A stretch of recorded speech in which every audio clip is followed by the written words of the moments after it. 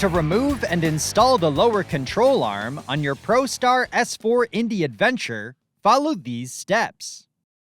Park the snowmobile on a flat level surface and remove the key.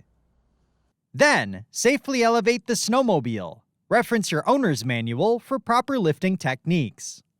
Next, remove the sway bar link fastener and discard the nut. Then, remove the lower shock fastener and discard the nut.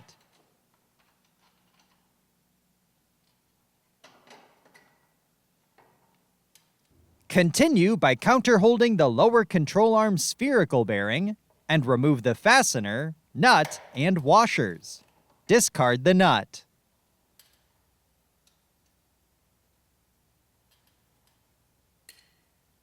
Then, carefully separate the spherical bearing from the spindle.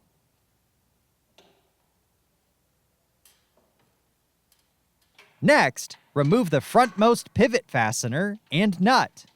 Discard the nut.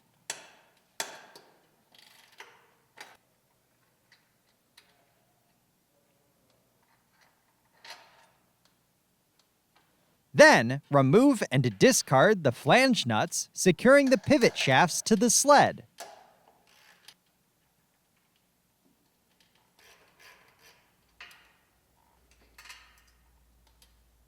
And pivot the lower control arm assembly off the sled. Before continuing, clean the control arm with a clean shop rag. Inspect the control arm for wear or damage and replace if necessary. If reusing, inspect the pivot shafts for wear or damage and replace if necessary. Also, inspect the spherical bearing for wear or damage and replace if necessary. Next, align the control arm assembly with the mounts on the sled and reinstall the assembly. Then, install 3 new flange nuts onto the pivot studs. Also, loosely reinstall the pivot screw into the frontmost mounting hole on the right side of the sled and secure with a new nut. Continue by aligning the spherical bearing with the spindle. Reinstall the retained fastener and washer with the domed side down from the underside of the bearing. Then, secure the bearing with the retained washer, dome side down, and a new flange nut.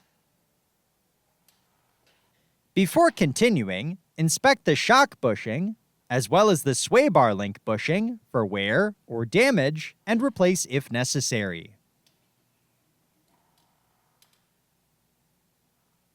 Then, align the shock mounting holes and reinstall the retained fastener from the rear and secure with a new nut. Continue by aligning the sway bar link with the mounting hole in the control arm. Then, reinstall the retained fastener from the left side of the sled and secure with a new nut. Next, torque the lower control arm flange nuts to specification. Then, torque the arm pivot screw to specification. Then, torque the spherical bearing nut to specification. Continue by torquing the shock fastener to specification. Then, torque the sway bar link fastener to specification. Finally, lower the vehicle completely. For more information, see your authorized Polaris dealer or visit Polaris.com.